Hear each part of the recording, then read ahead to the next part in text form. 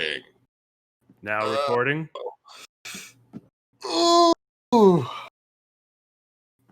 Bienvenidos de nuevo al podcast Casual Outlaws. Hoy estamos discutiendo la horrible elección de Nate de Blade itself de Joe Abercrombie. Nate, esta fue tu elección, entonces te lo doy a ti. Un queso gato en sus pantalones. I promised somebody I was going to do the intro in Spanish, so I did that. Yeah, you got the intro from your grandma or something? No, that's me. Abuela does not listen to this stuff. No, you just had her translate it for you. Oh, no. And give you a phonetic pronunciation. No, Abuela can't translate from English to Spanish like that. My buddy Matt's mom is like, "Oh my god, you guys have a book podcast?" Because he was over here one night and we told she listened to an episode and texted me. She's like, "You guys are so vulgar. You guys have naughty language." I'm like, that's nothing. It's toned down. All right. But yeah, no, Nate, this was your selection. This was my pick. Either way, it was gonna get picked because it was between me and Berger, and he really wanted this book too. And he built this book up so much, and I was like, "Bro, this sounds so good. It is so good. So shit." I'm gonna actually, full disclosure, this is a DNF for me. I only know the end of the book because I read the chapter summaries in the First Law wiki. I could not finish the book. It is too terrible for me. I tried. I put it at fucking up to 2.1 speed, and I could not do it. I could not do it. It's just it's so shit. It might be worse. Try. It might be worse than your lesbian book. Okay. Lesbian book? Wait a minute, I don't know if it was bad. Is there a picture book for this list? I would just zone out. Is it audiobook? It's an audiobook, so I would find myself like daydreaming. Like just zoning out, start thinking of other stuff, and then something would happen. Or like, hey, wait, how long ago did I tune out? How far back do I have to go in a 24-hour fucking book? Thing. And that was time. I was kind of regularly listening to it. Like last night, I did a big binge. But it was only 4 hours last night, 4 or 5 hours of the book. So I actually pace it out, and I would many times just find myself wait, what's happening? Because I would just zone out and think of something else. I did the same thing. So I don't know if it's I didn't really enjoy the narrator that much. So I don't know if it's the narrator and then just the way the book is. I might have liked it better if it was a physical book. If actually, you know what? I think this would lend itself better as a graphic novel than it would an actual novel. Because that's the wrong opinion. The author has an inability of describing characters. The first 2 chapters of the book, we were introduced to this Logan character, and at no point does he make any attempt to describe what this guy fucking looks like. Not only that, but we have the fucking the stupid orc things, the fucking flatheads, right? But there's no description of what the fucking flatheads are. So I'm like, is this just another tribe of people? Or what are these things? And this Dogman guy, there's no clear indication that Dogman is his fucking ally, his enemy, nothing like that. And not only that, but the fucking narrative changes from a third-person view to a second-person view and then back. And it happens twice in what seems like a fucking paragraph. Where was it a third-person view? What's that? Where was it a third-person view? Either third or first person view, but either way, it changes the perspective of the actual narrative twice. It switches it all the time between different characters, but it only does it through characters. Yeah, it did only do it through characters, but even then, no, the perspective of Logan. So Andy hasn't read the book. He didn't really try.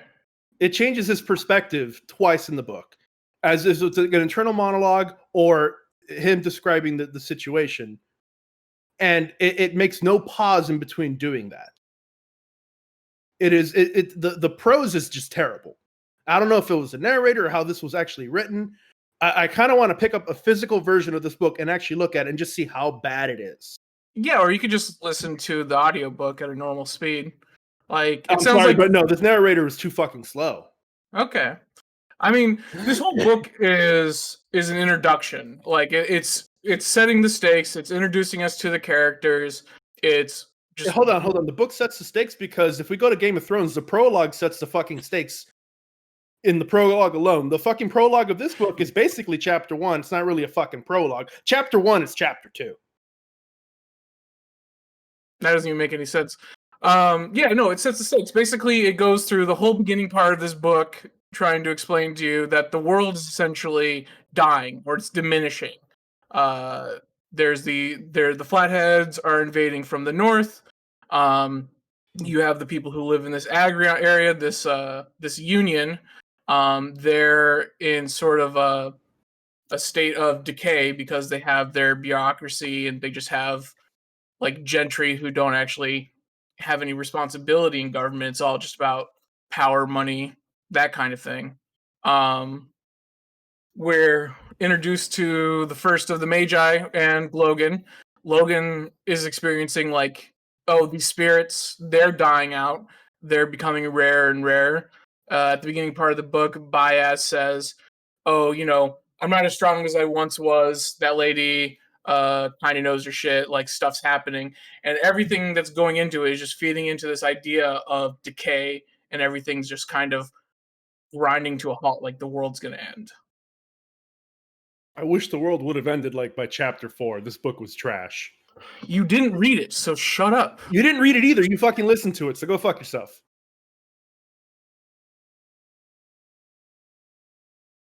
Chris, what's your opinion?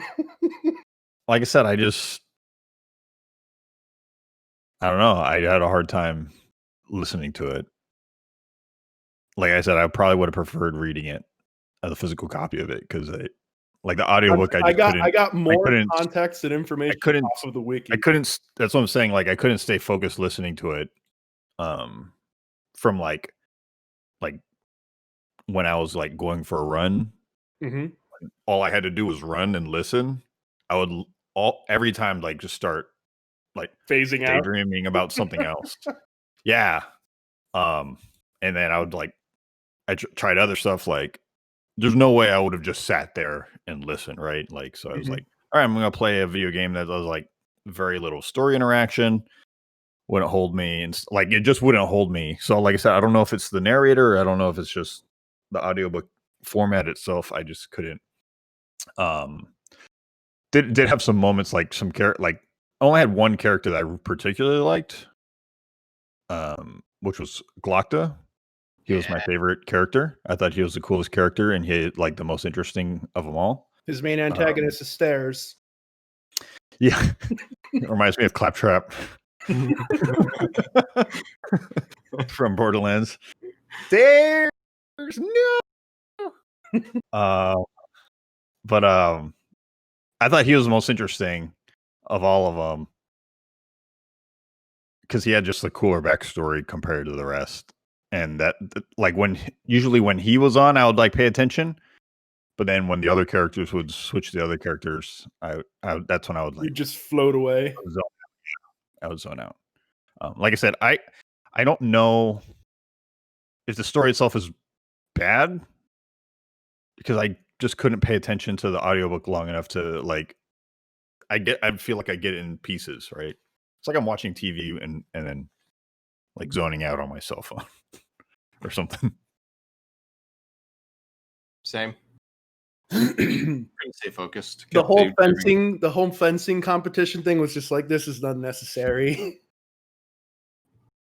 Yeah, I just found that it's all about Giselle's character arc. Character arc was trash. Sorry. Well, yeah, he's a trash person. I felt no, these were all trash people. I had absolutely no interest in. Yeah, no, they're all trash people, but they're actual people. They all have idiosyncrasies. They all have. You know the reason why Chris couldn't focus on the book and why Nate couldn't focus on the book and why I couldn't focus on the book? Because we have no freaking investment in any of these characters.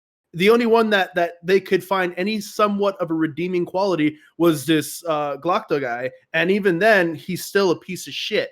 And I don't fucking care if he would have died in the first chapter he was in.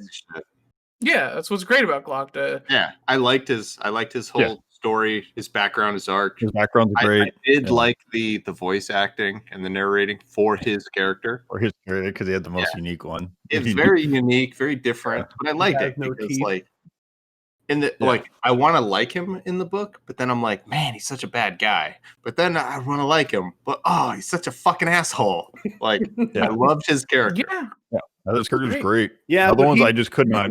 Out of a buy character-driven, this is a character-driven novel supposedly, but there's only one character that you want to follow. It's not really character-driven. It's a single character-driven thing. It's not a cast-driven thing. I disagree.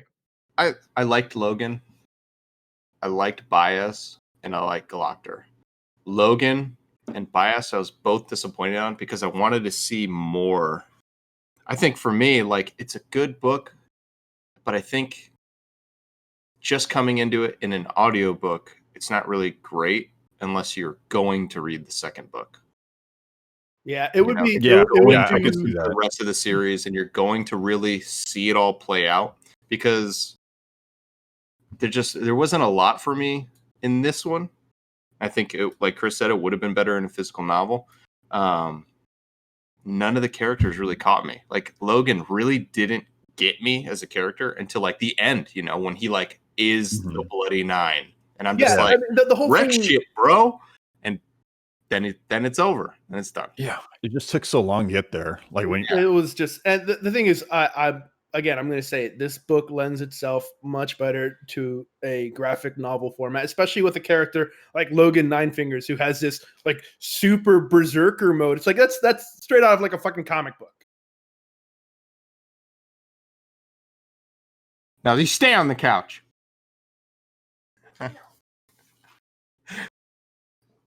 I think every character is absolutely fantastic. Like I like that. So on the magic thing, I wish there was more, I don't know, information, more action to magic. So because it seemed like it happened and then that's it. You see, the thing is that would require that Joe Abercrombie would actually describe the magic system, but no, he's too busy circle jerking himself over describing the freaking scenery around them. Okay. Anyway, so like, yeah, it's supposed to feel very nebulous. Like the one person that we don't really follow in this story is Baez. He's just a person who interacts with our characters. He's this unknown figure. Like, and that's sort of a big part of this idea. So, like, Glokta everything that Glokta does in his interaction with Baez makes complete sense in world for him. Like, yeah, if you don't see magic on a day-to-day basis, this person's gonna feel like a charlatan. But if you're the great and powerful wizard, is it really your job to entertain some idiot who doesn't know what magic is if you've been alive for thousands of years? Like, everything in this book, all of the characters do everything in character. Like, nothing feels out of place. People just don't do things. Like, if we compare it to the last book we did, like the scene where the guy is like doing the Rubik's Cube on the table, that doesn't mean anything later on in the book. That's just to tell us how cool our character is.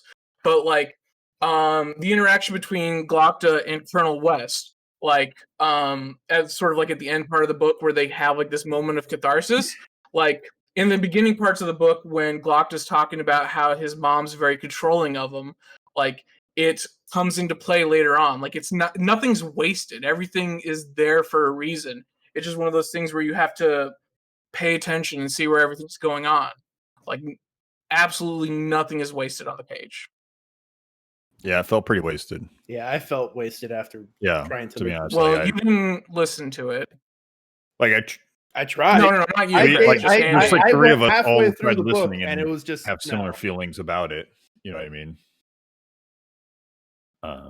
You all right there, buddy? You disappeared for a little moment. I know. I was waiting until a slow moment, and then Casey snuck out. So I waited for a moment that I figured you'd probably just like edit it out. Oh no! It's just going to be a blank thing. It's going to say Nate not found. Nate not found. Just like what we did forget to do for our listeners is Burger, if you want to kind of just like explain the Well, story. no. Hold on. This is your episode, Nate. You got to explain it. I really don't want to. Okay. Sure. So this book introduces us to several different characters, and basically this whole book is an introduction.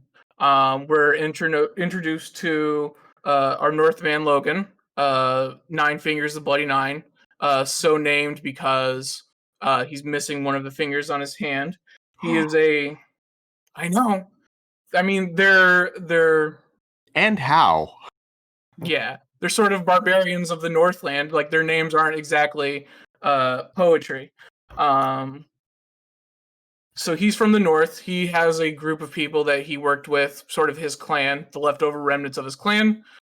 They were sort of exiled by the current king of the north, but they ran into a known enemy for their people. What are they called? The Shanker, or Shanka, or Flatheads as they call them locally. They essentially go back down south to warn their former people what's going on. On the other side of the world, or really in the very center of the world, we're introduced to Sandon Glokta. He is an inquisitor in this kingdom. His job is to be the Spanish Inquisition, basically. He captures people, tortures them, forces them to confess. For crimes both real and made up for what's convenient for the current power structures. We're introduced to Baez. He's the first of the Magi, is sort of like the OG wizards of his world. We're introduced to Giselle. He's also in the center of the world. He's a pompous noble, good blood, all that kind of stuff. Has everything handed to him. And he's in the army with Colonel West, who is his friend, who's a commoner. They build characters. I thought it was Colonel West, but it could be Major. Yeah, wasn't Giselle captain and he was major? It was the dude whose sister he wanted to fuck, right? Yeah, that guy. Giselle wants to sleep with Colonel West's sister. There's a girl Some of in that the south, blood. yeah, who can't feel any pain, as well as can't see any color. She was a slave girl for the kingdom to the south. And this whole book is sort of how they've come together to form one party. That's kind of where we're at the end of the book, except for Gloctus remains separate. He gets sent south to fight the Southern Empire. He basically becomes like the governor of that city. No, he becomes head of the local Inquisition branch in that area. But he's given like a writ of authority that's he's the sheriff. Yeah, like the president. Yeah, like the. I don't want you around my parts. Yeah, like there's normally a governor, but the kingdom's just like, hey, some fucked up shit's going here. Also, you're in war now, so we're sending somebody directly from the capital to check what's going on with everything. To handle. Yeah. Yeah, they dismissed the other one, right? No, he disappeared. Did he get killed? I thought they dismissed. Or did he disappear? Remember? Yeah. Did he disappear? Somebody got disappeared. The guy that you're thinking of that got dismissed was in the capital with him. He was the Archlector. I don't know. He was in the position above Sandon Glokta, and he got wrapped up in the conspiracy that Glokta was running With the Mercers. Mercer guilds. Yeah, with the Mercer Guild, and so they shipped him off to go be a slave in a mine somewhere. I like that terminology. The party, like this whole book was just like Dungeon Finder 2.0. Yeah, it's sort of this idea of like we have all these people from the corners of the world, all the way from the north to the south, sort of brought together for a purpose. We don't really know what that purpose is. Everything in this book is sort of like trying to touch on it and sort of tantalize you with what's going on in the background. That's one of the things that I think is very interesting is that like Baez, who's a character that shows up so much, like he has so much to do in the book, he's the one person whose head that we're not in. We're in all of these other characters' heads. We see what's making them tick, but Baez is separate. I have a So we feeling don't that get Baez is going to end up being like the big bad at the end. There's some spoilers there. So is that So yeah. Are you just confirming So, it? yes. Then? No, he's not the big bad, but at the end of the book, at the end of the third book, you kind of fucking hate him, and you wish he was the big bad that everybody would get revenge on. But yeah, like he's not like he's a very old force. Like magic is a force in this world that our characters, who are basically normal, except for Logan and the girl whose name I've forgotten for some reason. Artie, thank you.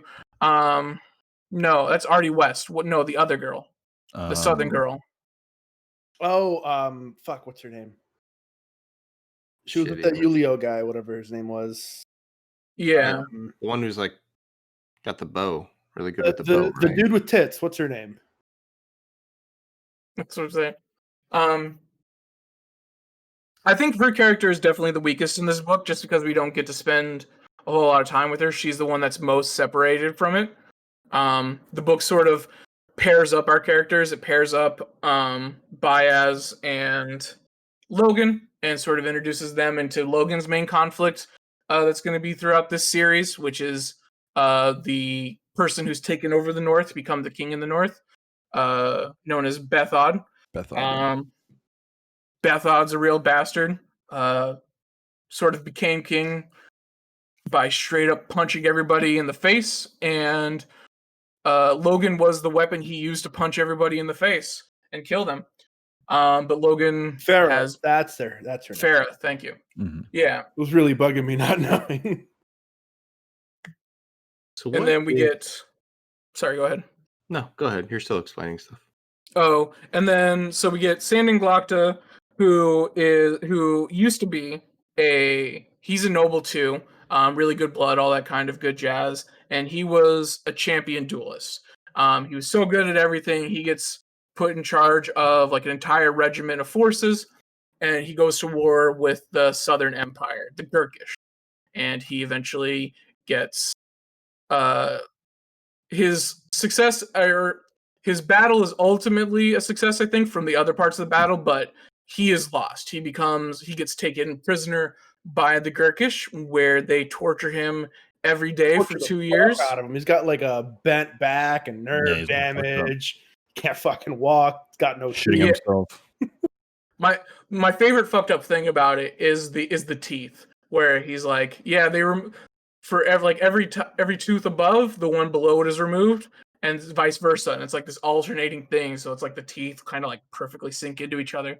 So he can't eat like normal food. It's just like, holy shit, what was done to him was so fucked up.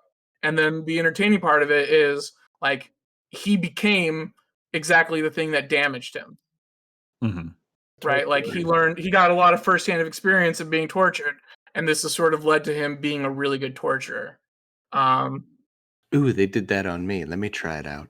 So yeah, I gotta ask, considering that there's like several pieces of art for each of these characters, in fact, it's in your background. Are there graphic novels for this series? Yeah, I think there is. Okay, like a whole series. I don't know. I haven't read it. The graphic novels actually follow the trilogy, because as I was reading the different chapter summaries, like they're showing like art from it, and so I think the graphic novels basically just follow the book.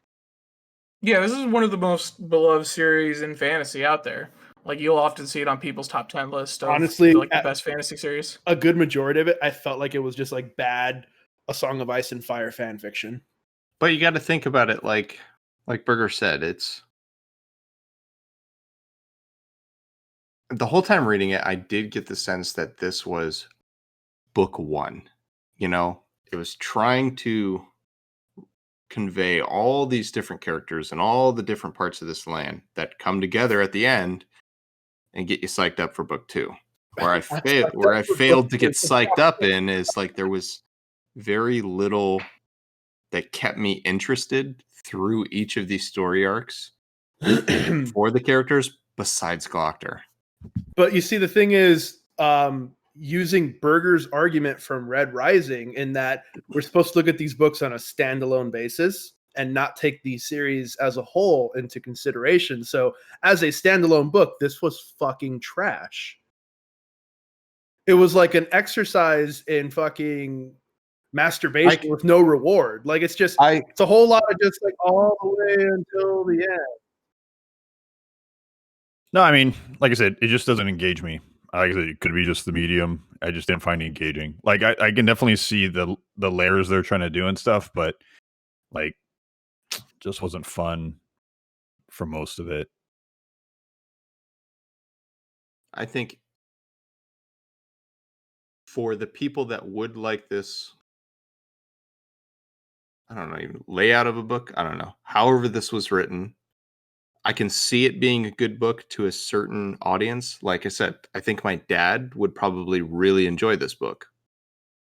For me, I didn't enjoy it, but I can kind of understand the audience that would. The more, I don't know, maybe political driven. I don't even know. I can see it being a good book. I just didn't fucking like it. Yeah, I just didn't. Yeah. It just wasn't fun for me. Like I just didn't enjoy it. It didn't engage me well. Yeah. Like Chris was saying, I'd be driving and I'd listen to the whole book on normal speed. Sometimes I would be playing a game and then I'd be like, oh shit, I'm fucking listening to an audiobook. Let me go back because I know I missed like 30 minutes. It was too long for me to like. I tried going back several times when I lost myself and I was like, shit, no, it's too long for me to have to keep doing this because I kept catching myself just like completely tuned out for probably like 20 minutes at a time. So like whole chapters being missed. I think it's hard to look at this book as a standalone book because so much of this book is prepping you for the next one. In my opinion. I don't know. I think this whole thing is... I think this book has like a good structure. Like it introduces you to the characters. It sort of finds ways to bring them all together. They have like meaningful interactions with each other, like the dueling part of it. Like that becomes part of Glocta's sort of investigation into who this person Baez is, because he's tasked with like finding out if this wizard is actually a wizard. He has no way of knowing. Like everything in the book is coming together, and then sort of like the climax of the book is them entering the Maker's Tower. The Maker is a godlike, sort of pseudo godlike figure in this canon. Completely mysterious, it's very like eldritch kind of horror kind of thing in my opinion. Like as they enter this tower, super fucking weird, interesting, spooky.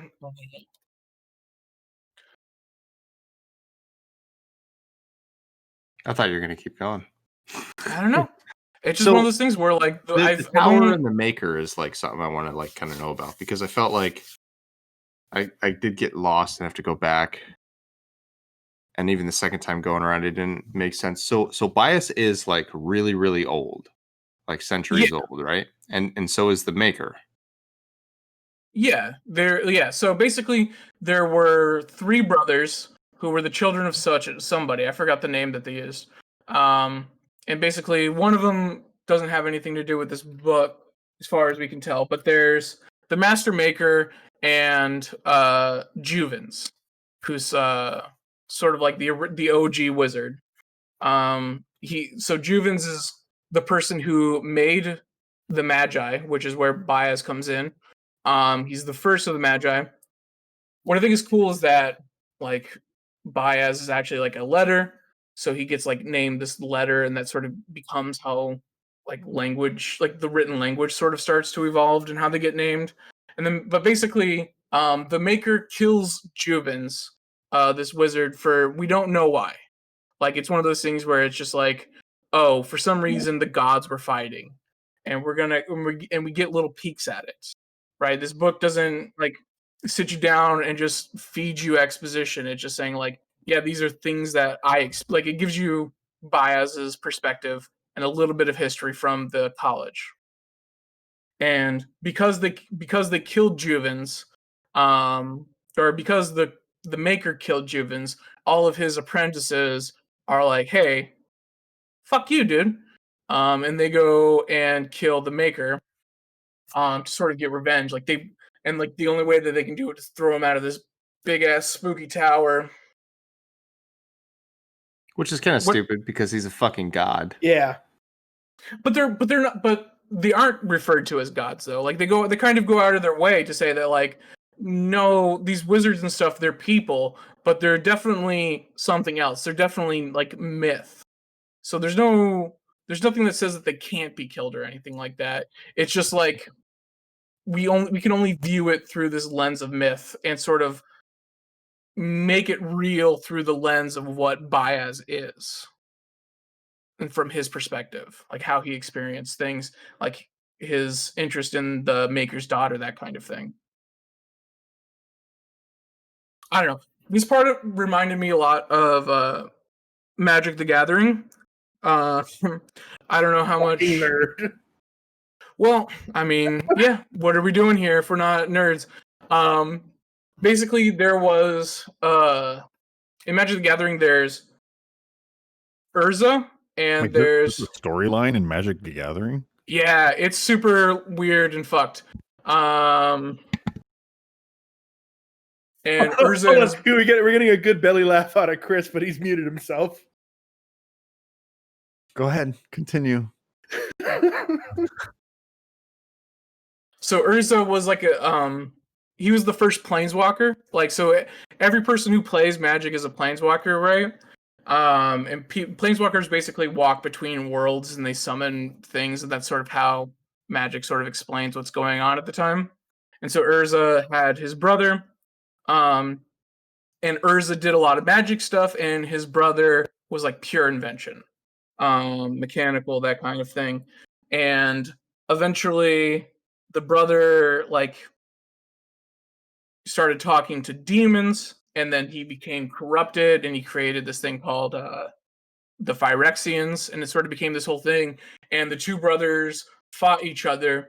The difference is that like the magic person, who would be Juvens in this case, won by like detonating like the equivalent of a bunch of nuclear bombs on his brother's face, and causing like a nuclear winter on the planet that he's originally from. That's not very magic-y.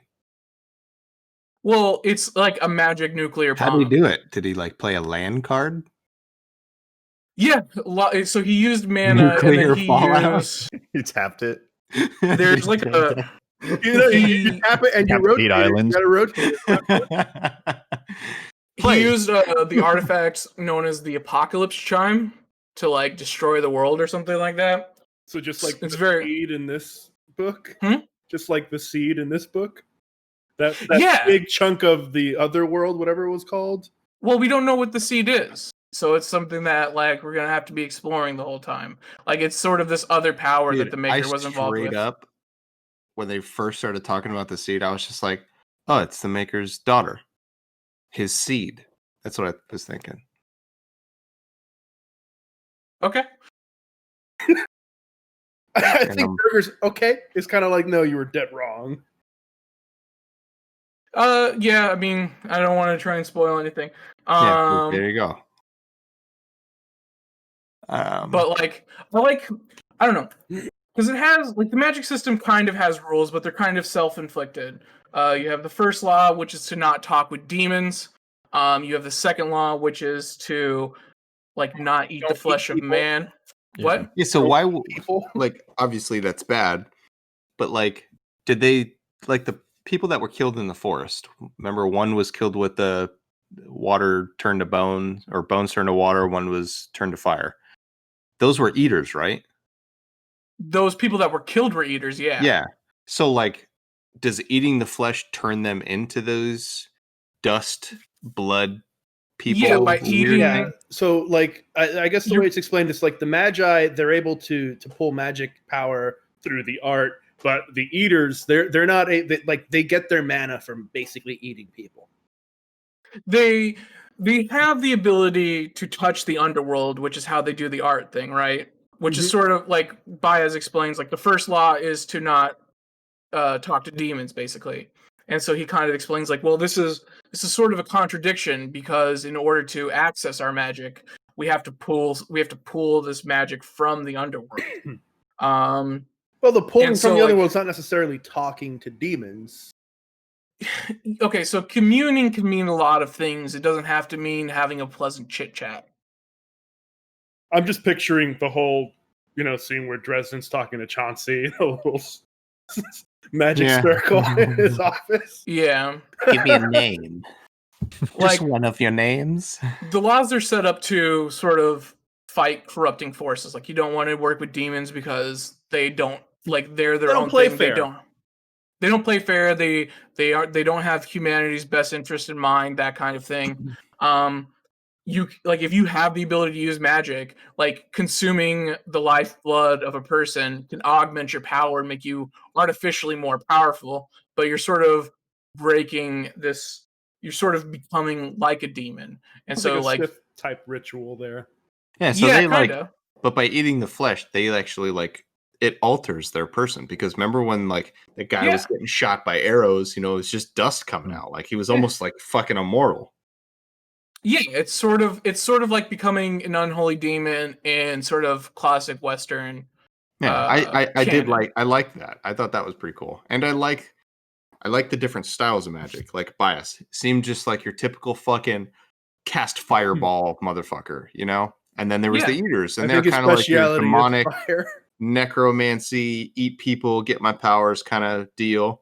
And then there's Logan, who would inhale the fumes from his campfire, but then and save it for another fire later. But oh shit, there's this guy fucking with me. Let me fucking blow this fire spirit out. Yeah, I kind of like the different styles of magic. That was the most exciting for me. I just wish there was more of it. I wanted to see more fucking fireballs and shit. Yeah, I mean, that sort of, I can understand what you're saying there. I mean, the issue is that wasn't what the book itself was really about here. Like, these are things that are unique. Itself, not the art itself, Nate. The what? Yeah, basically. This whole thing, like I said, is sort of an introduction. Like, we're getting the band together.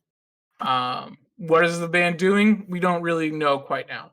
But hi, my name's Logan, and I like to party. No, man, only I like to party. Only I like to party. Name's Rod, I party too. I mean, what I think no parties, only I party. One of the things that I like that I feel like is very subtle is that sort of the characters that we inhabit, the more that they interact with people, the more that they seem to sort of pick up from each other, kind of like how real people do. So, for example, how West is very defensive of his sister, so does Giselle become really defensive. It's sort of like a character trait that he gets. He gets really defensive, even though his reasons are kind of different. It's still sort of this osmosis, as well as with Giselle and Logan.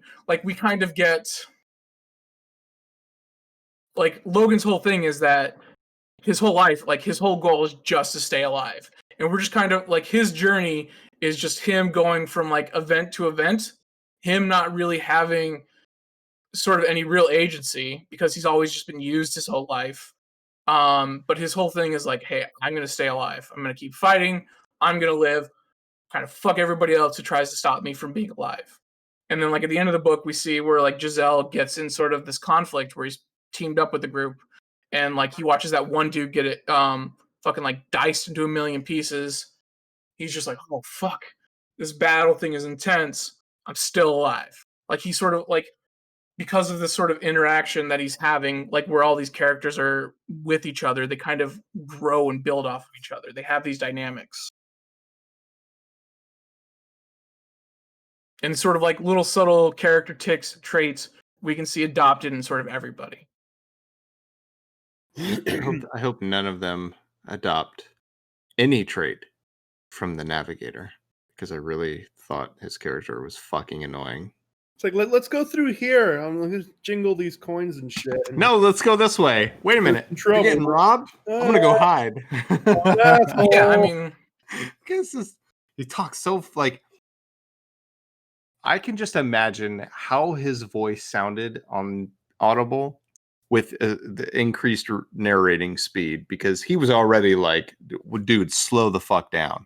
I started off at 1.6 speed, but that's because the previous book I had left it at 1.6 and I forgot about it. And I didn't realize that I was listening at an advanced pace until I looked at it. I was like, oh shit. So I dropped it to 1 and I was like, no, this is no good. So I put it back at 1.6.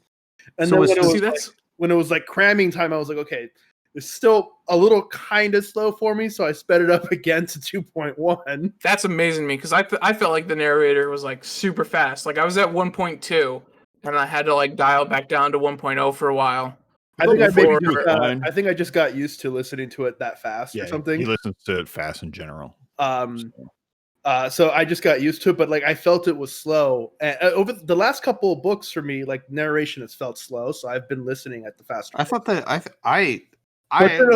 actually defend the narrator. I liked the narrator for this. There were certain parts where I had to jump back like 30 seconds and bring it back down to like 1.6 and listen to because like it was too fast. Like I picked up like parts of it, so I was like, all right, hold on, let me reverse a little bit, change the speed, listen to it, and then once I caught up, I was like, okay, so that part's done. Let me go right back to my 2.0 or 2.1 speed. Yeah, I don't know how you listen to stuff in general that fast. Like 1.2 is the fastest I go generally. Yeah, I just go normal. I just got used to it, I guess. I don't know. Yeah. I only lost my place, like, I think twice. And that was, like, during some of the fight scenes. But the thing is, at the same time, I generally don't do anything else when I'm listening. Like, I dedicate most of the time to listening. And that was an issue I had with this book is that, like, you guys are saying that you were doing other things and you were spacing out. I was spacing out just listening to it and doing nothing else. Yeah, I'd space out doing nothing at the same time, too. The thing is, it probably wouldn't be a bad book. I think they just needed to get to the point faster. Yeah, that's why I feel like it's that much. Yeah, it didn't capture me, but that's again laying on the point where I feel you can't judge this as a standalone book because the whole book feels like it's building towards another book. It's bringing a party together. Yeah, going through the chapter summaries in the wiki, I got more context and more interest out of it than listening to the actual book. So I think it might just be an issue with the prose for me. Yeah, like I said, for me, I can't even say it's a good book or a bad book because I couldn't even I would just zone out so much and miss so much stuff. Like some of the stuff you guys are talking about, I'm like, wait, when did that happen? I can't remember when that happened because I would completely be taken out, and I'm like, I don't know how far back to go. I think for sure that this is the kind of book that you need to listen to. That you can't listen. I think you need to read the book. Yeah, I think you need to read it. I seriously do think that it would do really well as a graphic novel alone. I do wish I would have read it as a book. Maybe I'll look for the Kindle version of it and give it another shot. But as it stands right now, I really have no interest in the second book. I would have an interest in the second book just because I would like this book to redeem itself. I like the concept. It's a cool story build-up. I can see where it could get better in the next two in book 3. But as a standalone, just coming into it, just reading it, I'm not that engaged. Wasn't that intrigued. Kept getting lost. Only a couple characters I really cared to, actively listen to the narration for.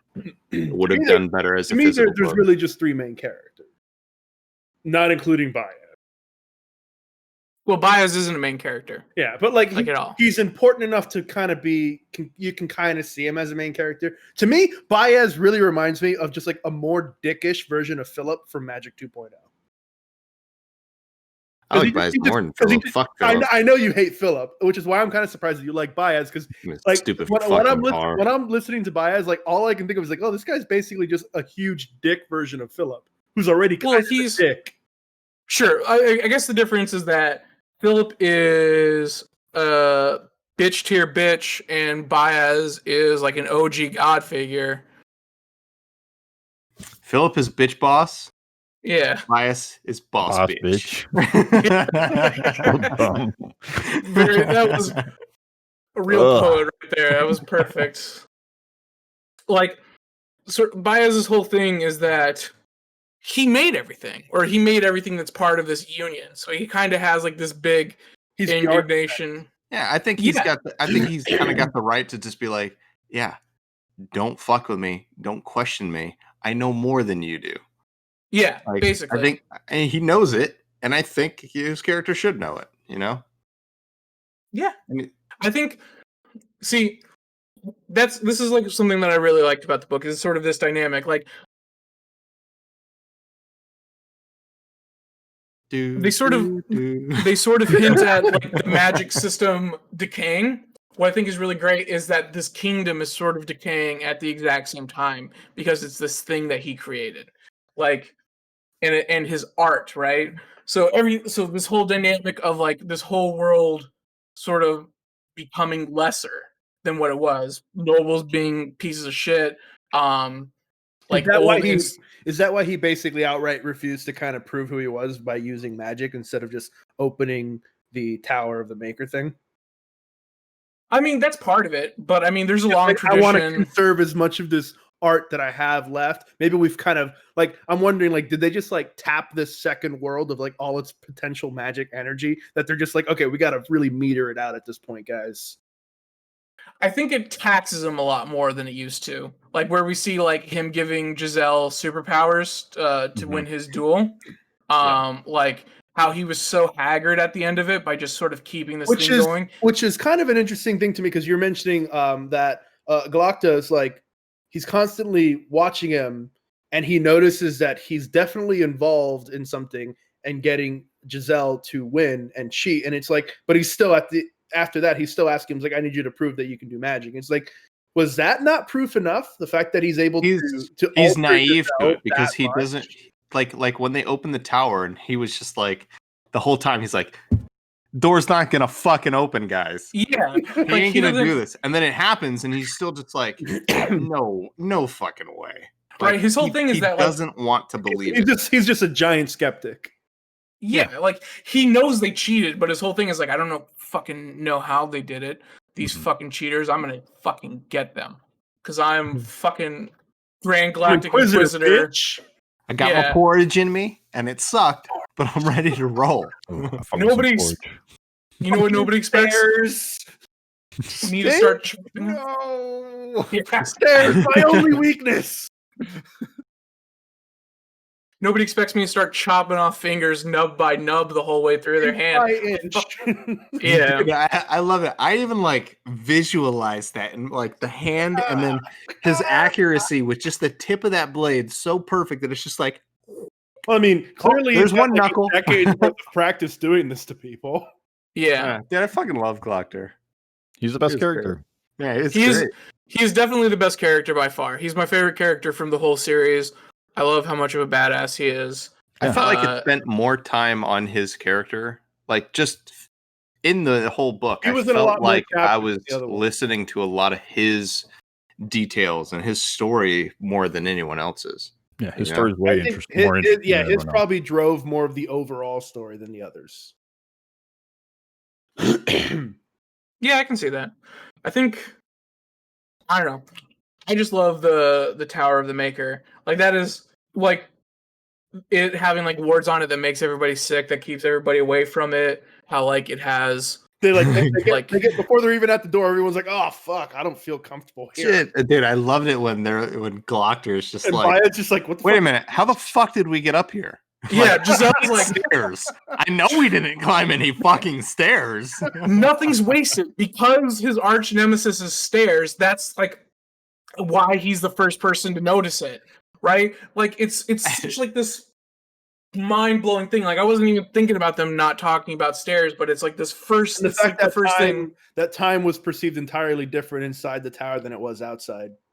Yeah, that's really cool. I really like the spooky thing that Baya said. Like, the only thing that will really fuck you up is if you come out of it before you go into the tower. Like, fuck, like, this tower. This like everything. All the little things that tower is designed around a bunch of tesseracts. Yeah, Dude, I mean, I like the tower. The book started getting Like, interesting there's to me. interesting Yeah. things in the book. It's just I don't like how it unfolded. So Yeah, I think I don't part like- 2 is more well, other than Glockter in part 1, part 2 was much more interesting than part 1. Yeah. Once I started getting way more engaged when you're in the eyes of the one knight. He's at the gates or whatever, and like he's looking upon Logan, being like, "Who the fuck is this raggedy ass northern dude?" Like once they got to the city, and then like he blows a hole through the fucking room that they're staying in. That's when I was just like, okay, what the fuck's happening? Because then Glockter came more into it and is trying to investigate. That's when it got a little bit more engaging, but Yeah. still slow. The tower was fucking awesome, though. I thought the tower was great. Well, I seem to remember you mentioned last time that Logan's catchphrase was like, "You can never have too many knives," but I seem to only recall that being said once in the book. he said it 3 times, I think. Was it 3 times? Yeah. I can only recall it saying it once. Because there's one at the beginning. Yeah. There was Probably zoned one out. when he disarms himself at the gate. There's one in like sort of the last fight scene when he goes into berserker mode. He's just like, you can never have like he like envious. have 9 fingers, berserker. Yeah. I don't know. I love everything. Everything about it is great. I Nothing's kinda wasted. I wish that it didn't wait to the very end to make Logan as cool as I wanted him to be. You know, he was a cool character, but like when he went berserker mode, I was just like, Maybe well, here we go. Maybe the rest of the trilogy makes you look at the first book differently, but Yeah, 'cause we have that extra and that context. might be how Berger's looking at it. Is he's looking at it back after having experienced the trilogy. But for all we know, when he first read the first book, it may have just been as bad as it felt like it was for us. I remember being a little bit more confused when I first went through the series. Like it can feel very disjointed at times. Yeah. Yeah. I definitely felt that. Like I was like, it was just like, wait, what? And the question was this a problem of editing or was this intended? Like the writer just gets better at he does more books, right? Like it could be that's also what happens a lot too. It felt very Game of Thronesy in the aspect that you have to follow so many of these different characters that have all these intersecting and contradicting lines in their, I don't know, their stories. You know, like this guy knows this person, this guy is this person in charge of this person, and this guy tortures this guy because this guy fucked this guy. For a certain point, I felt like it was just like bad Game of Thrones fan fiction for a little bit there. Because it felt like it was trying to be that. I don't know. I feel like a lot of the boring stuff that gets set up in the beginning of the book does get paid off later in the book. Like, sort of the whole sort of character arc that we experience with Logan is that, like I said, his whole goal is to stay alive, right? And he sort of regrets the person he was under Bethod, and then we see we see the difference between Logan Nine Fingers and the Bloody Nine, right? Like this sort of alter ego of how he became like a named man, who he was when he fought for Bethod, sort of like having this rage sequence, and like how he's like tried to stay separate from that because that sort of destructive path that he led to the complete destruction of his life. So he's definitely, I guess, what is it? Demure would be the word, like about himself being a killer the whole time because he's already experienced all of this loss throughout the whole course of his life, like losing his wife and kid. Like it's all sort of very subtle stuff. It's like, oh, we've only seen Logan Nine Fingers this whole time. This is the fucking Bloody Nine. Like, so because he was kind of boring in this beginning, we then see like how he earned his name, basically, later in the book. Like everything is set up from the beginning to work towards the end. Yeah. So how exactly did he turn into the Bloody Nine? Like, is it just pure anger, or what? Because it touches upon like the amount of blood that's on him and stuff. So like, is it a magical sense? No, he got stabbed. He's about to die. So the whole character whose whole theme is still alive, fucking kills everything that's trying to stop him from being still alive. Like Wolverine, once you get him to a certain point, he goes to that berserker rage. That's what I'm saying, but it was almost like it felt like a werewolf transition, you know? Like he's getting fucking beat up and stabbed and everything, but then like it hits this limit and he's just like the stress level hits peak and then transformation. Like so the sequence is he feels weak because he's just been stabbed, like he's like kind of like realizing he's bleeding out. And then he gets the second wind perk? Where he's just like, fuck this, I'm gonna live, bitch! Bam! And just starts kicking everybody's ass. What? I wanna live. Logan, say what you will about Logan Nine Fingers. He's still alive. He reminds me of Wolverine, who's also coincidentally named Logan. Yeah, there might be some intentional layover there. That'd be kind of like a funny quirk character thing if the author did that. Likes the use of dagger-like weapons. Yeah. He's got claws. Yeah, I think him and I've already forgot her name. He's from the Great White North, Canada. Yeah, I think him and the girl kind of complement each other and make one full Wolverine because she has a healing factor. And she doesn't feel pain or something, right? She doesn't feel pain, she has a healing factor, and she can't see color. So between that and the Berserker Rage, they form one Wolverine and they take down all those practicals. Did you guys like Practical Frost and Severard? Severard. His other practical? I completely forgot about them. I forgot all about him. I fucking forgot about him. That's the thing. That is amazing. So many of the secondary characters in this book are like you completely forget who the hell they are. Yeah. Who is he again? How do you forget a mute albino who bashes people in the head and takes no names, and the other bloodthirsty freak who has a mind for business and is trying to control things in the shadows? I don't know, man. I just just did. I guess. I don't know. I was busy that day. It may have I was busy that day. This isn't where I parked my car. So much with the book. See, like, maybe the secondary characters are what causes us to space out. For all we know, I don't know. I had a hard time following a lot of the characters. Like, I found the ones that I liked, and I found myself paying attention when the ones I liked were being narrated. Because, like, again, with Game of Thrones, there's multiple characters. You have, points of view for like 14 different characters, and then there's all the secondary characters that you don't get POVs on, but you can pretty much remember all of them. But with this book, I have not been able to. I don't know about the Game of Thrones book though. Like, if you were, like, we have context of like a TV show to help. But have you reinforce? Have you not? Read I've read the first two. Oh, okay. And I stopped because I'm like, these books are not for me. I read the first 4 on paperback, and then I went back and I listened to the audiobooks. I completely forgot that what was it, the King of the North was a thing in Game of Thrones for a while. And I kept hearing it, and I was like, this is totally Game of Thrones. Well, no. I'm talking about in Game of Thrones. Yeah. For him. For that King of the North. Yeah. Remember that one, Andy? Robb Stark? No. No, I don't even know his name. It's always the King Beyond the Wall. Excuse me, I forgot his title. I know exactly what Berger was talking about. He's the King of the North. That's Robb Stark. Robb Stark, then Jon Snow. But no, yeah. Whoever I'm blanking on his name. Yeah, I can't remember the guy's name at all. King Beyond the Wall. Yeah. Of the Free Folk. He was former Night's Watch. Yeah. Wildling. Yeah, it's just some guy that just like fuck civilization. That's all it was. Like the biggest fire the North has ever seen.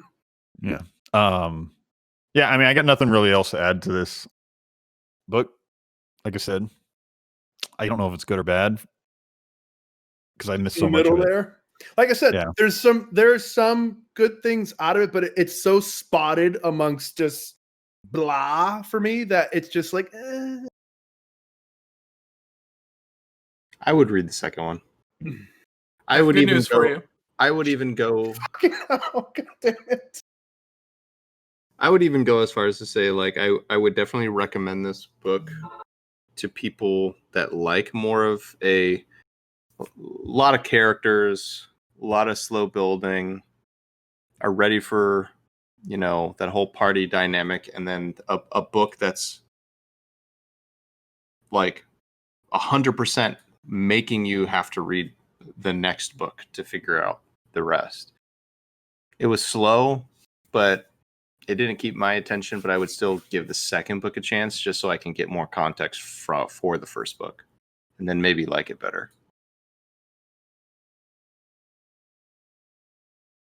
I would wholeheartedly endorse this book. It is an absolute masterclass piece of fiction. It might be something that you have to pay attention to and not read the Spark Notes version of in order to get. I listened to more than half of the book before I decided, you know what, this is a DNF. Yeah, but so like stories have a progression, and like so like what's set up in the beginning part of the book pays off in the end. Part of the book. Didn't read the Spark Notes. I read the chapter summaries. I don't care. All your opinions were invalid this whole session. I hate, you know, Andy, I kind of agree with him. You didn't give the book a chance. I gave the book a chance. You fucking cheated, bro. I picked, and you cheated. You cheated on me. You cheated on my fifth pick. You know what? And you know what? We read your piece of shit. Yeah. That was a good book. Hey, that was a piece of fucking from this toilet paper. If I learned anything from this book, it's that, you know what?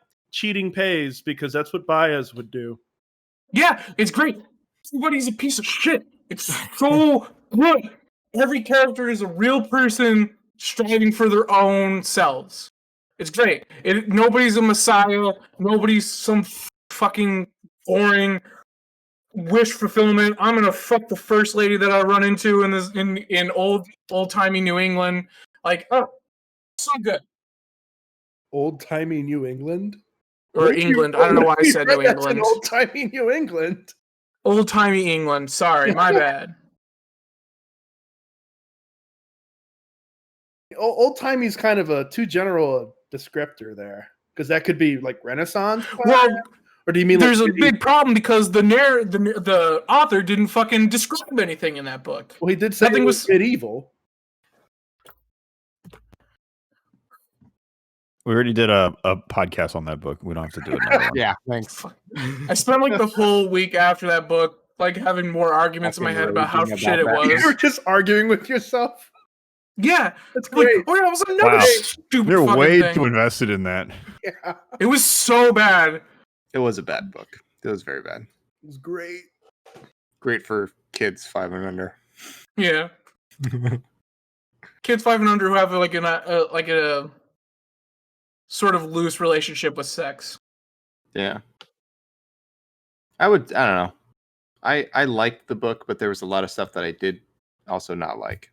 I would read more of it. Just to see if it gets any better. Andy, Mr. Cliff Notes. I fucking cheater. His opinion doesn't count, Chris. I would recommend that people look up the graphic novel instead of the actual book.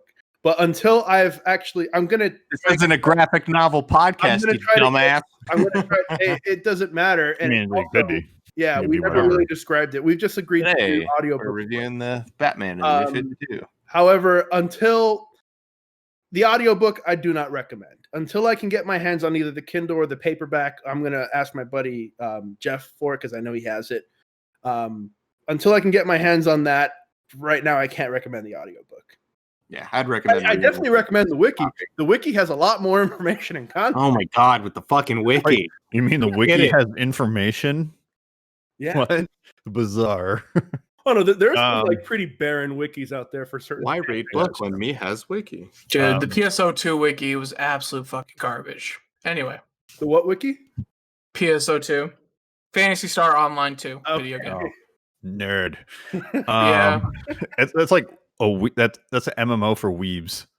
It is, like, yeah. Like I'm sure there's like a Monster Hunter.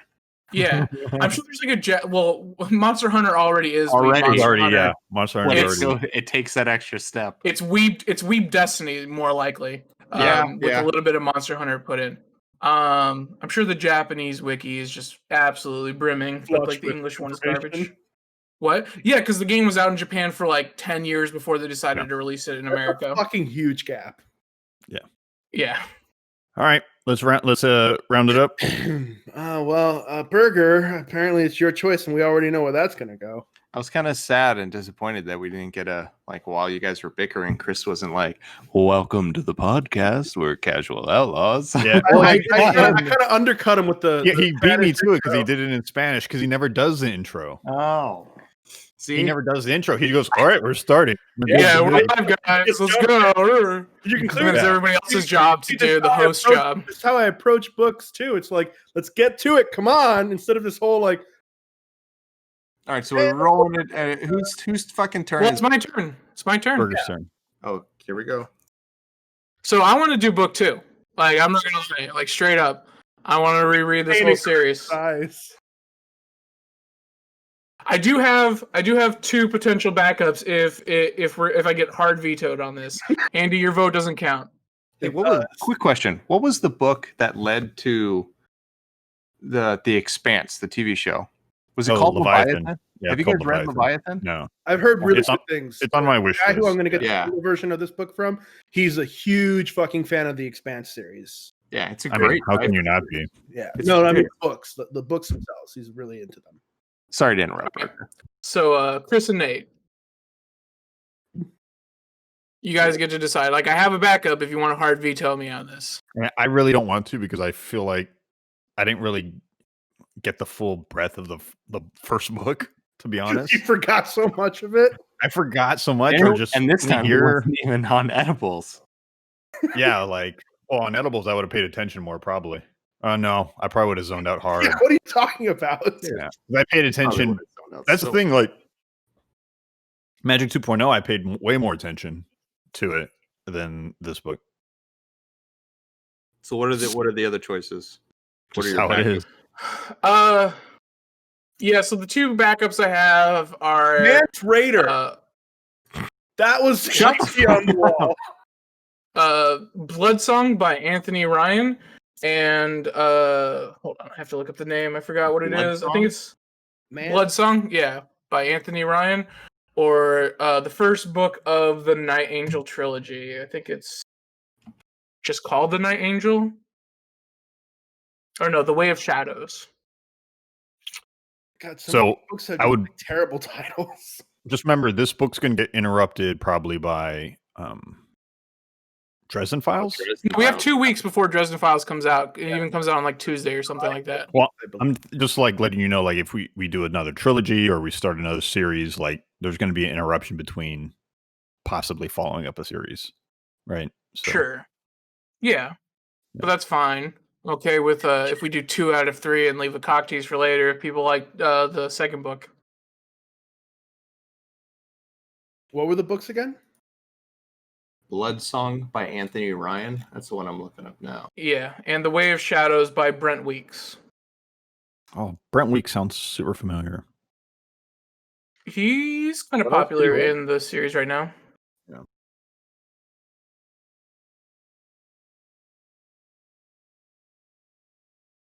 You've probably seen The Burning White or whatever, or The Black Prism, which is like a different trilogy series that he has out right now that's kind of popular. Is this another grimdark thing? So The Way of Shadows is ninja wizards. That's super weeb right there. Wizard. It's like so basically we're gonna Just fucking Googled Ninja Wizard. Okay, so I say ninja, I mean assassins, but they're very ninja like. I don't know. What was the other book? Naruto. Blood Song and Blood what? Song? The Second one. Way of Shadows. That's the ninja one? Yeah. I kind of want to read the ninja one. Just because fucking ninjas. I do think that the narrator for Blood Song is absolutely top tier. I love how the series for Blood Song is called Raven's Shadow, and the series Yeah. for The Way of Shadows is called The Night Angel. That Yeah. night angel. I'm gonna stab you with my sword. I'm a night angel. I think you guys would like the Night Angel. It's a lot dumber than the What are you trying to fucking say? I liked your fucking book, asshole. Nate, I get it. I'm just saying, like, it's today. a lot easier to approach. I think it's a lot more approachable. But like, I think Bloodsong has one of the best narrators, and I like the idea behind it. It's very visceral, and it's like more hand-to-hand fighty than where like the First Law was a lot more character-driven than it was like about the fights. I don't really care. I'm not married to any of it, so.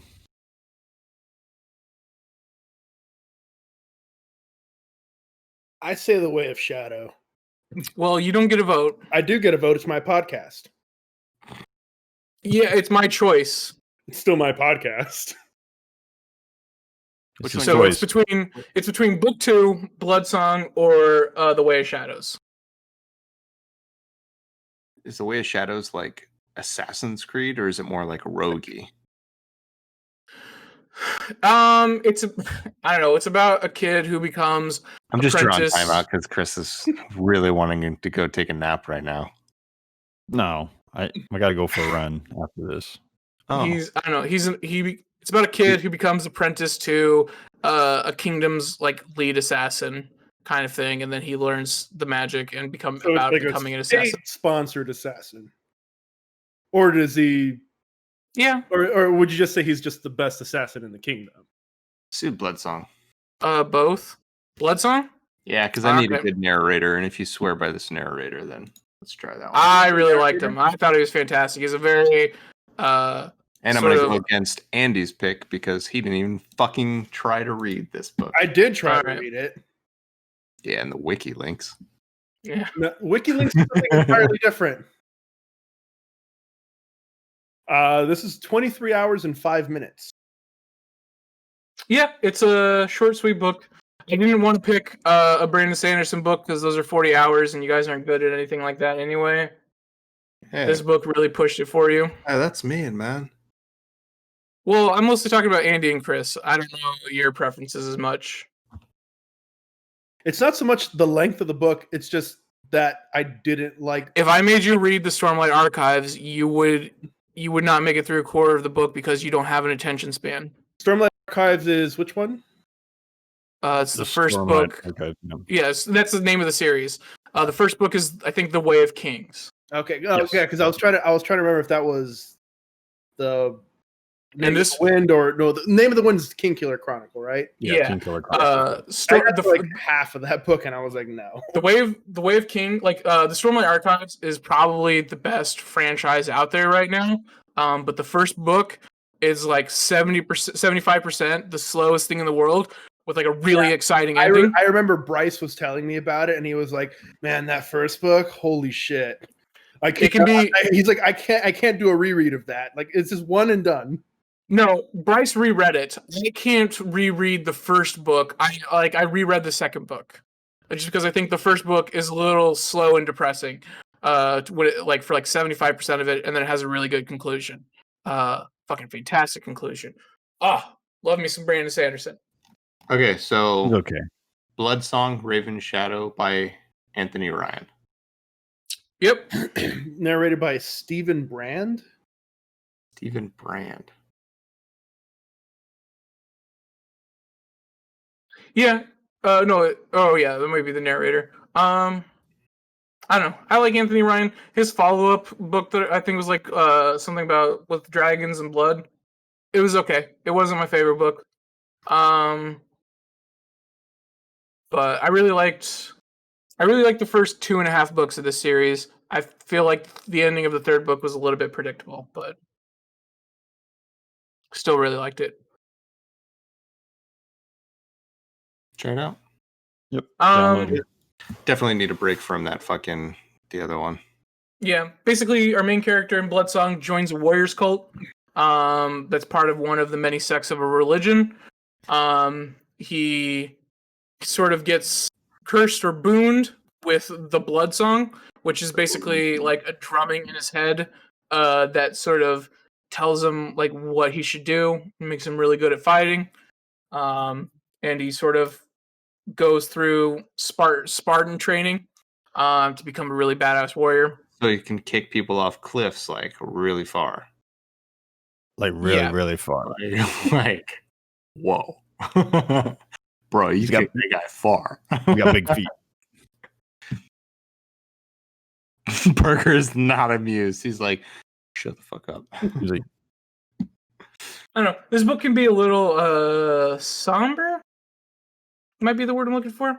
Somber? But I think it's Burger, like it can it's feel like a cry for help from you because like you're just recommending just like things that you keep describing as just like it's fucking miserable, it's somber, these are terrible people, everyone's just fucking sucks. Like, hey man, everyone likes their style. Are you in an okay headspace?